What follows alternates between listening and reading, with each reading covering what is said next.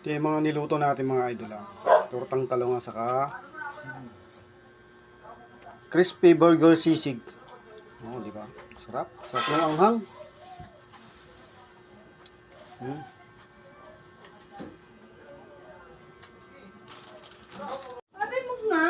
Ito naman nag-ihaw ako ng talong at itutorta natin yan.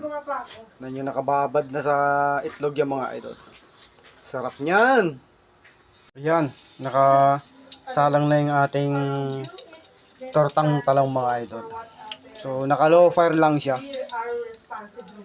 So, ayan mga idol, binaliktad ko na yung ating tortang talong. Yan. Ay, napakasarap niyan. Tortang talong.